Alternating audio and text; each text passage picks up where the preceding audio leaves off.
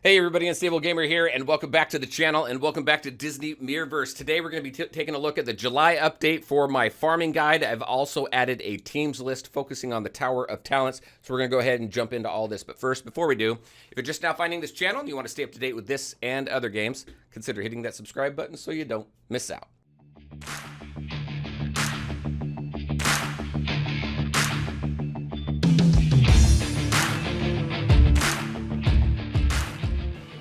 All right, and welcome back. Let's go ahead and just dive into it. So the game has been out for almost 2 weeks. As of tomorrow, as of the recording of this video, it'll be 2 weeks in soft launch, global soft launch. On Thursday, it'll be a full 2 weeks. Now, we did take a look at a beginner's guide and put a video together at that, basically just taking a look at the entire game and breaking it down and to show you what you can expect in the game. If you've not seen that, I'll go ahead and put a link up to that over here. Also, just recently, we took a look at the top Guardians by role. So your tanks, your melee, your ranged, and your support. If you haven't seen that, I'll put a link up to that over here as well. Now that you're in the game and you're playing around with it, I really wanted to add to the farming guide that I put together last month, and I put a lot of different stuff in here, and I've broken out tabs, so we're going to go over each one of them. I will have a link to this in the description below, so you can download this and take a look at it at your leisure. Anything, if I've missed something, definitely let me know. If there's something you want to know where you find it in the game, let me know. But I think I pretty much got everything here. So let's take a look at this first tab. This is just a general tab. So this is our DMV resource farming guide here. Also, we're going to take a look, like I said, we're going to take a look at different teams for Tower of Talents and the teams that I feel are the best for those. It's the start of my teams list. I expect to fully expand that. It's going to be a lot of fun. So keep an eye on that as well. So this general resources one, just all the basic stuff that we have typically in the game where you can find in different shops, right? So supply runs, the different towers. Now this guide is specific to giving you information on where you can go and farm something continually. One thing I did recently add is first time clears, just so you have an idea of what you can get going through them the first time, because a lot of times as far as events go, you may not want to farm an event multiple times, but you at least want to get through it and get the first time clear rewards. So like for the towers, first time clears, you get gold, and then obviously you get pages for books as you climb the tower. The in-currency shop hasn't changed really much, the cash shop here. So whenever you want to figure out where you find these things, they added the dungeon maps, they added the dungeon stuff here into the bazaar, so a lot of the stuff was added into the bazaar right here. Also gems, pages, moats, where you can find them, the different floors you can find them on, so a lot of good information here. Stardust down here comes from duplicate, Guardian duplicates, laurels from Alliance missions. So I'm continually adding, so you'll see kind of like notes and stuff down here to kind of see where I'm kind of heading with this. So this is the general resource tab. Then I broke the events tab out because the events are getting getting pretty huge. There's a long list of them. So these are events that we've had either in beta or we have currently had in global launch now. You can see where we can get the books, where the first time clears are. So a lot of the events, these types of things for general resources, you'll get in your first time clears of the events. So definitely take a look at that. The gems, where you can get those, pages, moats again as well. So like, for instance, we have Hercules Storm Chase. This is one that came up in beta. It's right here. Yeah, we don't know what we get from that, right? Because you can't go into it and take a look. So if you're not familiar with it, you can take a look at this guide and you can see what you can expect in there. We're going to get some diamonds. You're going to be able to get some common and uncommon pages. Now, one thing I will mention is if they change rewards up and stuff like that, I will go back in here and I will update this on rewards. So these are the rewards that we got the first time this event came around. This could be the same rewards that we get when it comes back, or they could expand on that. So just something to keep in mind there. But really all we got were these diamonds. We got common and uncommon pages, and then we also got all the different melee moats. So this is really melee focused. So you got a lot of that stuff there. You can see right now Tiana's Venture. This is what we currently have right now going on, along with Fractured Infinity. Frosty Unraveling, we don't have anything here. The only thing that you get out of this one, you can see down here, I added event-specific currency. I didn't have that before. So Arctic Fragments, this was the only place to get Arctic Fragments as far as events go. We have Hopeful Heroism coming back up as well. That was what? That was the Anna and Buzz event.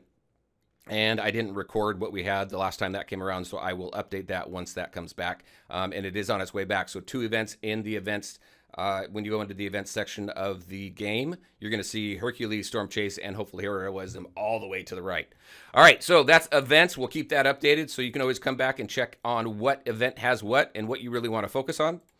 Dungeons I separated as well. So we have all the different dungeons. We've had all of these dungeons come back around except for Crystal Convergence. This was the only dungeon that gave this the universal moats here. You also got a bunch of different dungeon crystals. Don't know if this is going to come back, but this is a dungeon that we have had. Now the Moat Madness, I did not break that up into the different roles because it's all the same thing. When you take a look at Moat Madness, you get all the moats. You get all the moats for that specific one. So if it's a melee-based one or range-based one, those are the moats that you're going to get. There were no universal moats, or have been no universal moats in there. It's all role-based. Now also one thing that I'm looking at is down here, I'm taking a look at as these dungeons come around. So we had Melee this last time, which was Blue, Scar, Ian, and Gaston. Are these going to be the same Guardians that give you bonuses the next time this comes around? So I'm going to start tracking that and seeing if there's consistency between who your bonus Guardians are going to be, so you can get more points going into the dungeons. Because that's really going to help us figure out which Guardians we want to build. Also, it's not just our favorites. What Guardians do we need to build so we can get further in the game and take advantage of all game modes in the game? So I'm going to start tracking that. I did that for melee maneuvers as well. So we'll keep an eye on that. Maybe they rotate, maybe they don't, but we'll find out. But I'll go ahead and record that information here as well. And then through all the different dungeons, you're just going to get the T4 Azurite crystals, except for Crystal Convergence, where I was talking earlier that you get these other crystals as well. So that's dungeons. We'll keep that updated. And then finally, the DMV team list. So this is what I put together for the Tower of Talents: Seafaring, Leader, High Tech, and Royalty. These are the Guardians. We've talked about these before. Every single Guardian here, just double checking, every Guardian here, except for Belle, is in my top 3 for each role, right? So the top 3 Guardians for tanks are Maui, Mr. Incredible, and Baymax. The top 3 for support was Jack Skellington, Scrooge, and who was the third one? Mickey. And Mickey was. So Mickey's not on this one. Mickey's great, fantastic. I think he's the best support in the game. But when you go to these towers, you're gonna need to have the right team configuration. So let's just talk about leader. I'm going to credit Ibby on this one because I was talking to him on stream one day.